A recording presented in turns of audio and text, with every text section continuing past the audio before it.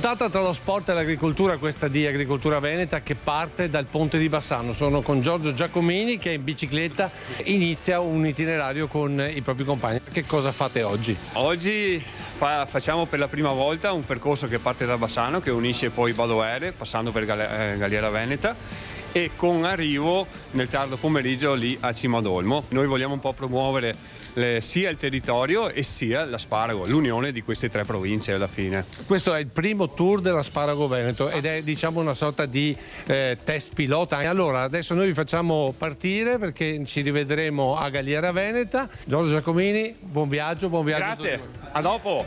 Assessore Scotton, cosa fa? Fotografa gli asparagi? Sì, perché questo potrebbe diventare veramente l'emblema della nostra città. Ma per Bassano, che cos'è l'asparago? L'asparago è la bassanesità, perché è il grande prodotto della nostra città. Inizia questo primo tour veneto, che significa mettere insieme l'asparago di Bassano con quello di Badoere e quello di Cima ad Olmo, un passaggio importante.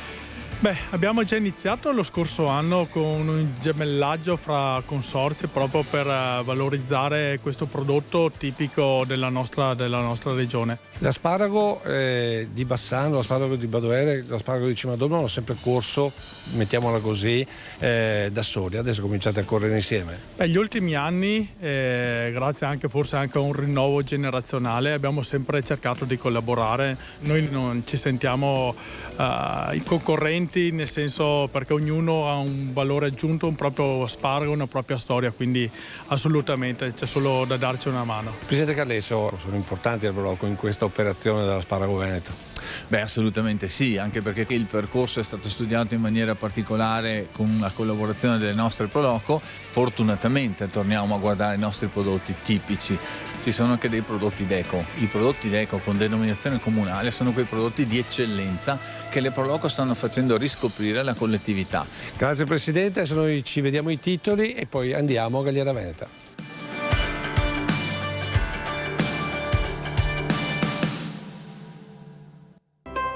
Da Bassano a Cima ad Olmo, passando per Badoere, grazie alle Proloco, ho effettuato il primo test per un tour cicloturistico sulle terre dell'asparago che, dopo anni di campanilismi, ora puntano ad unire le forze.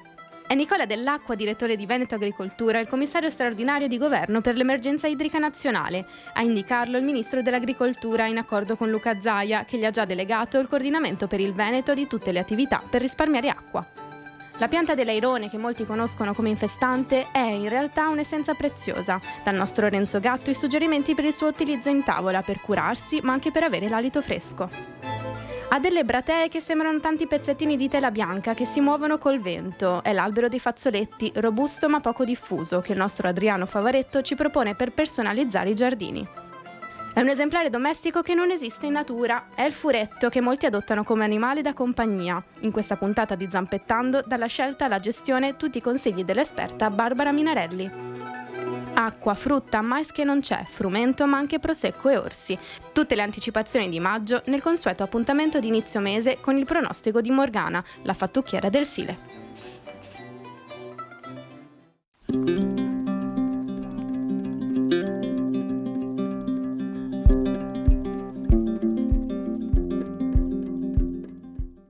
Ed eccoci in arrivo al Villa Imperiale di Galliera Veneta.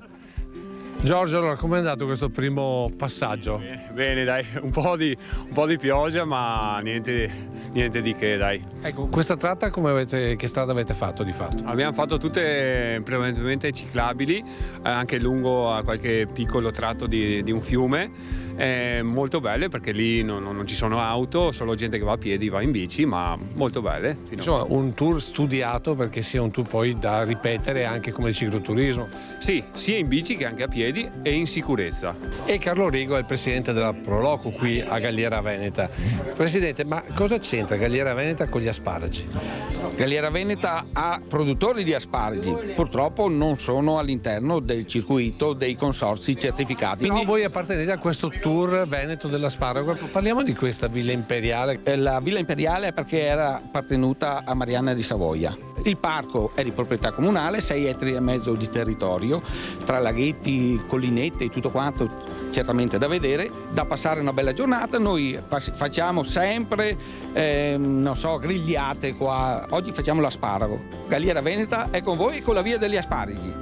Per noi un tour come questo è linfa vitale. Questo comune è sicuramente aperto a tutte le iniziative del merito culturale per quello che è anche la tutela dei prodotti veneti. Giorgio, adesso? Bene, adesso ripartiamo dopo una breve sosta che ci hanno preparato qui a Galliera Veneta, un passaggio per il centro di Castelfranco Veneto e con poi una sosta a Badoere. Grazie, allora adesso noi ci vediamo invece alle notizie.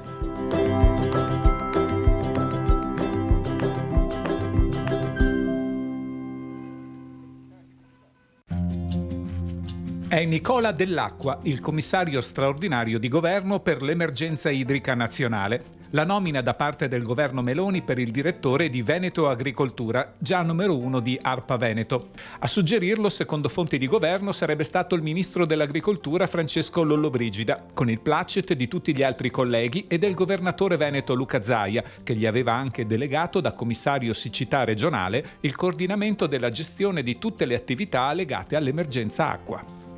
Dopo una prima ondata, 10 anni fa, pare stia tornando di moda anche in Veneto la coltivazione e il consumo delle bacche di goji, una pianta proveniente dalla Mongolia con quantità elevatissime di antiossidanti che dopo un periodo di oblio starebbe tornando sul mercato, complice una diversa gestione della piantumazione e dei costi di gestione e raccolta che avevano causato l'abbandono della coltura da parte di diverse aziende agricole. Riconosciuto ufficialmente il primo fondo per tutelare il reddito dei bieticoltori nazionali che fanno capo a Coprobi. Con l'inflazione che corre, il cambiamento climatico e le emergenze fitosanitarie, molte aziende bieticole venete, oltre che italiane, devono ristrutturarsi per riuscire a tutelare la propria attività. Da qui il fondo settoriale per la stabilizzazione del reddito dedicato alle aziende del mondo bieticolo saccarifero che fanno capo a Italia Zuccheri e, ricordiamo, utilizzano gli unici 2 zuccherifici attivi in territorio italiano, ovvero quello di Manerbio a Mantova e Pontelongo in provincia di Padova.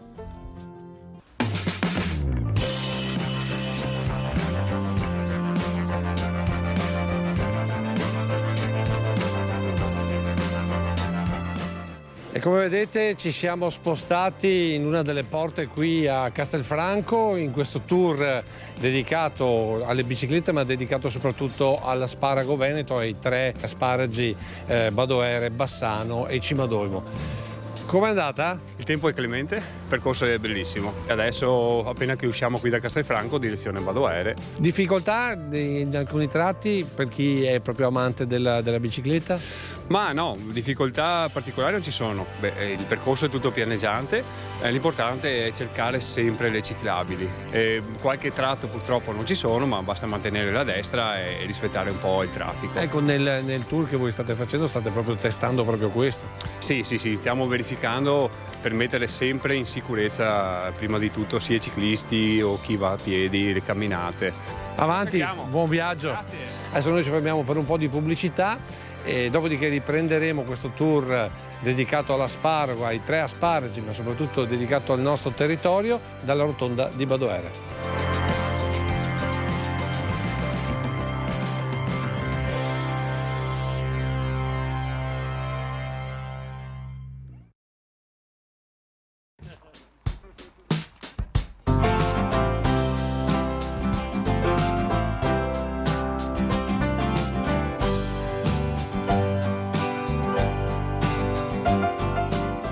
Seconda parte di Agricoltura Veneta, ve la stiamo raccontando questo viaggio delle biciclette legate all'asparago, ai 3 asparagi, ovvero l'asparago di Bassano, l'asparago di Badoere, l'asparago di Cimadolmo.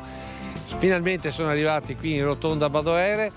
E allora, com'è andato questo passaggio da Castelfranco a Badoere? Bellissimo, c'è una natura favolosa che se non passi in bici non puoi vedere. E allora andiamo invece a sentire qual è, diciamo così, il polso della situazione per quanto riguarda l'asparago, l'annata di quest'anno. Sta andando bene, abbiamo iniziato con delle difficoltà dovute al meteo, diciamo che adesso comincia a muoversi la stagione. La qualità è molto buona anche quest'anno, avendo un prodotto di nicchia e un prodotto marchiato dovremo avere anche una certa redditività sul prezzo. Non sempre questo ci viene riconosciuto e molte volte noi dobbiamo subire la concorrenza di altri asparagi che purtroppo la GDO mette a fianco e non ci permette di emergere. La sinergia si può avere anche con gli altri consorzi come abbiamo, però dobbiamo averla soprattutto tra produttori degli stessi consorzi, nel senso che quando si va ad affrontare certi mercati bisogna avere una massa critica che ci permetta di affrontare questi mercati che ci chiedono la costanza di fornitura. Abbiamo visto uscire i piatti preparati dalla Proloco. Siamo con il Presidente. Presidente, l'importanza del volontariato anche nella promozione di un prodotto come l'asparago. Diciamo che le Proloco, il mondo del volontariato è nato proprio per queste cose, quindi valorizzare il prodotto e nello stesso momento anche il territorio. Quanti volontari, quante persone ruotano e lavorano all'interno della vostra Proloco? Dalle 300-400 persone sicuramente, fra quelli che sono nello stand, tutte le associazioni, tutti i parcheggi, così eccetera, perché non si vedono queste persone, ma sono quelle che poi dopo è la forza per mandare avanti una manifestazione di questo genere. La domanda è: ma chi glielo fa fare? Me lo sto chiedendo da quasi 30 anni. Colpo d'occhio sul municipio qui alla rotonda di Badoere con il sindaco. Sindaco, ecco, per voi economicamente parlando l'asparago cosa significa? Beh, economicamente parlando significa tutto, perché attorno non solo alla rotonda ma attorno al prodotto principe asparago si è creata una microeconomia zonale attorno alla quale appunto si sono sviluppate attività commerciali, si è sviluppata un'imprenditoria dell'asparago, ma soprattutto un'imprenditoria del territorio. Stiamo creando la consapevolezza di una cultura della collaborazione sperando un domani, magari anche in un prossimo futuro non tanto lontano, di vedere finalmente l'asparago di Badoere, l'asparago di Cimadolmo e l'asparago di Bassano uniti in un asparago veneto. Grazie, adesso il nostro Adriano Favaretto.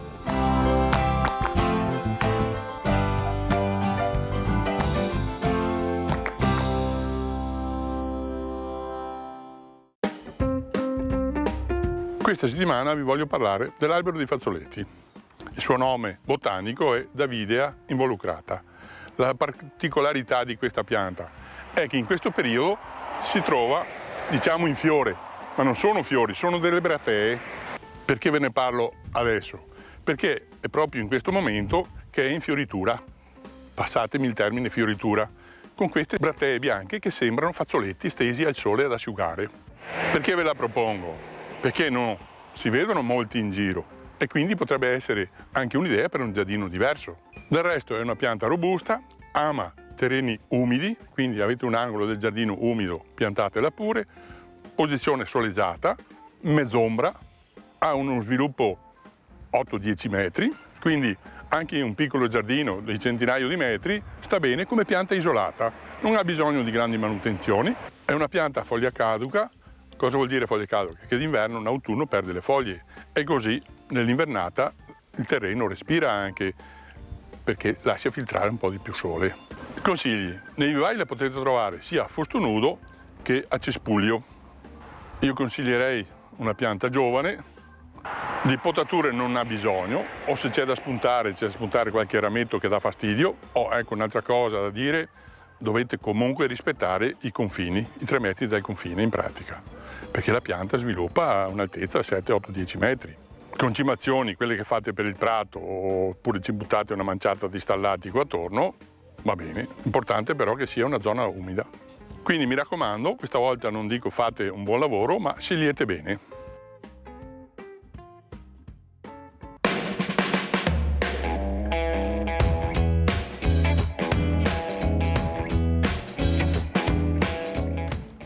Allora, arrivati qua a San Biagio, anzi per la precisione a Olmi, sensazioni di questo tour che è passato anche attraverso il centro di Treviso? Piacevole veramente, non pensavo che appena fuori città e anche un po' all'interno ci sono delle belle ciclabili, che quindi per il turismo che viene a visitare questi posti sono perfette. Presidente Gasparri, ma perché ci siamo fermati qui proprio a San Biagio? Abbiamo intravisto 2 tappe intermedie per poter dare un po' di sostegno ai nostri 7 volontari ciclisti che si sono prestati per questo percorso e anche per far conoscere soprattutto il prodotto non solo nei capoluoghi, diciamo così, e quindi faccio riferimento a Bassano, Badoere e Cimadolmo, ma anche altri comuni che strada facendo hanno questo questa è la genuinità nel proprio territorio. Noi siamo terra all'80% agricola e quindi i nostri prodotti vanno in giro per il mondo, sono esportati in giro per il mondo. Voi avete investito sulle piste ciclabili anche con la prospettiva di un turismo straniero che sempre di più utilizza la bicicletta. Certamente, dobbiamo pensare che i cicloturisti arrivano da Monaco, quindi partiamo dalla Germania per arrivare qui attraverso la Piave, ci possiamo collegare poi alla Treviso Stiglia, quindi un patrimonio che porta turismo, porta benessere e i nostri valori, le nostre tradizioni e i nostri sapori. Emanuele Pavanetto è il titolare dell'agriturismo che ha ospitato questo passaggio. C'è tanta richiesta da parte della clientela in questo periodo, diciamo in primavera, di asparago?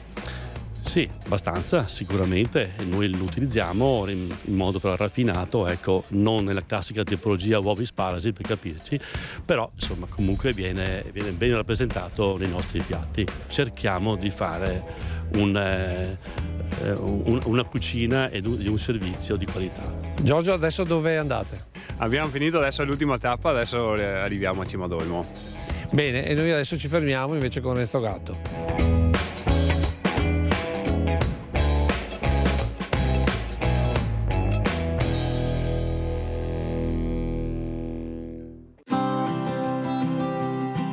Cari amici vicini e lontani, Erodium cicutarium.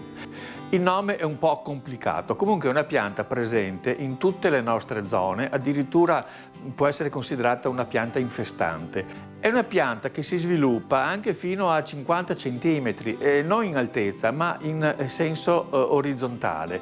Ha dei fiorellini abbastanza piccoli, sono 5 petali e a seconda delle condizioni del suolo e dell'umidità possono variare il colore da rosa tenue a un rosa molto acceso.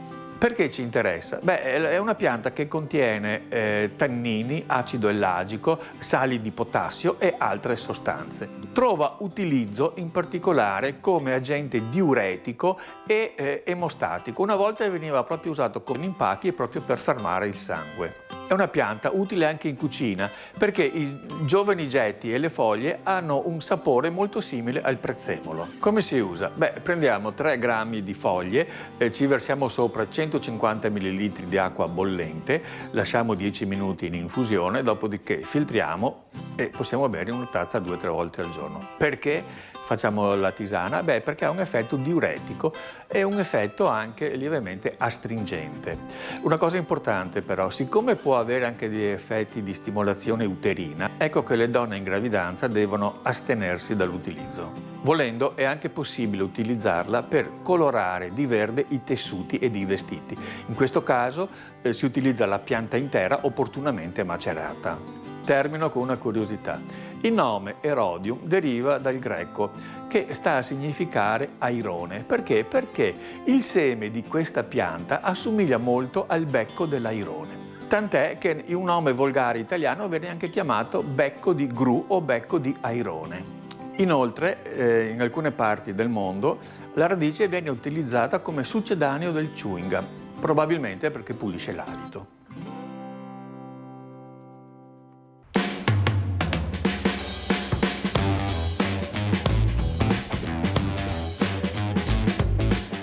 Giorgio, arrivati finalmente. Finalmente siamo arrivati, sì, dai. Allora, tiriamo velocemente le somme. Ma sono circa 100 km. Ma cucina di difficoltà, 2 facilissimo. Consigli pratici? Io sono andato via con un piccolo zainetto che ci si porta via un impermeabile di sicurezza, qualche pezzo di ricambio, magari anche una barretta energetica, non si sa mai. Quindi si può fare? Consiglio a tutti, assolutamente sì. Presidente Folladoro, insomma siamo arrivati a questo gemellaggio tra l'asparago di Bassano, l'asparago di Cimadolmo e l'asparago di Badoere in un Veneto che è di 1000 campanili, è già un bel passo in avanti, direi. Sì, ma è quello che è bello, che questi passi in avanti di mettere assieme lo fanno le Proloco, che sono legate tutte al proprio campanile, però sanno ormai guardare in avanti e quindi mettersi in gioco insieme con tutti gli altri per valorizzare ancora di più i prodotti. Con gli asparagi lo stiamo facendo e la prossima che stiamo cercando di mettere in piedi, che riguarda un po' tutto il territorio pedemontano veneto, sono gli oli del Veneto. Ci piacerebbe riuscire ad arrivare anche in questo caso a mettere insieme tante iniziative, tante proloco, tanti comuni, proprio per promuovere questi prodotti tutti assieme. Flavio Peterle, vicepresidente del consorzio, insieme agli altri due in questo gemellaggio, insomma, si riesce a fare un passo in avanti dopo gli anni di distanza? Sì, sicuramente facciamo un passo in avanti. È il secondo anno che abbiamo iniziato questo gemellaggio con le 3 denominazioni e il risultato si vede. Lei ha un'esperienza ultradecennale, quasi ventennale all'interno del consorzio. L'accorciare la filiera, cioè arrivare ad esempio al chilometro zero nella vendita, non potrebbe aiutare i produttori e magari incentivare anche qualche giovane ad entrare nel mondo dell'asparago? Sì, potrebbe essere e sarà un'ottima idea. Però bisogna saperla coordinare. Allora quindi il consorzio diventa importantissimo. Quello che stiamo cercando di fare è unire un po' tutta la produzione, tutti i produttori, che ci sia sempre questo consorzio capofila e che sia il modello da seguire un po' per tutti i produttori. Grazie, adesso noi ci guardiamo zampettando.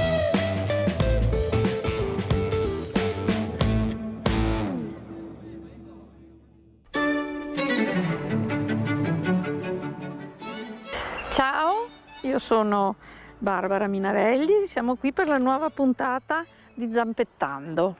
Noi siamo l'associazione Un Furetto in Famiglia e ci occupiamo di recuperare i furetti abbandonati, perché purtroppo tante persone lo vedono in fiera, vedono le inserzioni, si portano a casa il furetto perché è tanto carino, è tanto tenero, è tanto bellino e poi dopo non lo sanno gestire. Allora, il furetto, a differenza di quel che pensano molti, è un animale domestico, assolutamente domestico, perché in natura non esiste. Esiste il suo antenato, che è la puzzola europea, da non confondere con la puzzola americana, quella dei cartoni animati, quella con la coda grande che tiene dritta, che puzza tanto. Il furetto è della famiglia dei mustelidi, quindi è parente delle donnole, faine, visoni, lontre, e è un po' un lazzarone, è un po' un berichino il furetto, non è mai fermo, si agita sempre, è un carnivoro stretto, quindi deve mangiare solo carne fresca con ossa oppure crocchette di alta qualità. Il furetto è un animale molto impegnativo e noi come associazione ci occupiamo appunto intanto di fare informazione perché la gente non li prenda con leggerezza e poi li recuperiamo, li curiamo, li seguiamo e poi li affidiamo a delle nuove famiglie. Il furetto ha dei comportamenti, essendo un mustelide, ha dei comportamenti da gatto e dei comportamenti da cane, ossia gonfia il pelo e soffia come un gatto. Però cerca il padrone, è affettuoso come un cane, va a spasso a guinzaglio e quindi insomma è un bel compagno di vita, però molto molto impegnativo. Cos'altro dire del furetto? Che è estremamente curioso e estremamente intelligente. È anche molto determinato, per cui bisogna prima di prendere un furetto informarsi bene e soprattutto mettere la casa in sicurezza. Se uno non ha mai avuto furetti e ha bambini piccoli non è il caso, perché il furetto morde.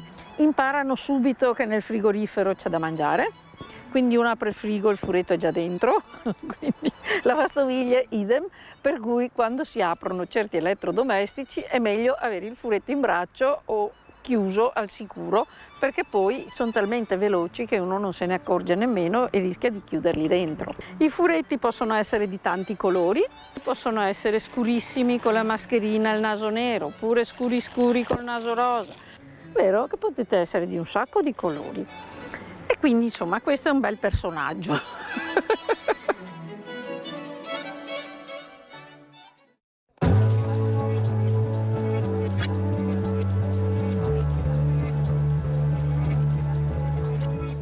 Sindaco Ministeri, Cimadolmo e asparago, un binomio indissolubile. Però bisogna cercare di dare una mano soprattutto ai giovani che vogliono entrare in questo mercato, nonostante le penalizzazioni della grande distribuzione. Cosa può fare l'amministrazione pubblica per sostenere questa economia? Ormai le persone girano per cercare le particolarità. Le amministrazioni dovrebbero fare cartello, dovrebbero unire le forze, accedere a finanziamenti che possono essere sia regionali, sia statali che europei, ma in realtà trovare un accordo per come sponsorizzare, ma non solo l'asparago, ma tutti i prodotti, accorciare la filiera e avere una buona remunerazione per il periodo in cui si lavora. E con Lino Bottan, che è un po' lo chef della Locanda da Rosa, che ha preparato il piatto, immagine, qui a Cimadolmo. Chi viene a mangiare asparagi qui a Cimadolmo vuole piatti gourmet o vuole il piatto della tradizione? 50-50, c'è chi cerca il piatto classico asparago e uova, invece chi si prova un piatto diverso, come può essere la carbonara di asparagi che abbiamo noi in menù, oppure la tartare con gli asparagi in agrodolce, insomma c'è un po' un misto di queste persone. Terminato il tour, dati i gadget, terminata la giornata molto lunga che è partita da Bassano, parliamo con il vero regista di tutta questa situazione, Graziano Dall'Acqua. Graziano, è stato un test questo, 7 persone hanno dimostrato che è possibile unire un territorio, un prodotto, un'economia. Sicuramente fare quest'unione di 3 prodotti marchiati DOP e IGP, dimostriamo che con i prodotti tipici nostri uniamo un territorio e secondo me questo è il messaggio importante da lanciare. E poi c'è questo messaggio dedicato al turismo. Il turismo di massa è importante, però il turismo specializzato è molto più importante e noi puntiamo a questo. Senta, e poi dietro tutto questo c'è un grande volontariato. Va bene tutto quello che fa promozione, ma il volontariato è l'anima di queste cose e noi ci mettiamo l'anima. Si chiude qui questa puntata di Agricoltura Veneta. Abbiamo cercato di raccontarvi questo viaggio che è tra lo sportivo, il turistico e l'enogastronomico. Detto questo, essendo la prima puntata del mese, l'ultima parola ce l'ha Morgana e le sue previsioni per il mese di maggio. Noi ci vediamo la prossima settimana.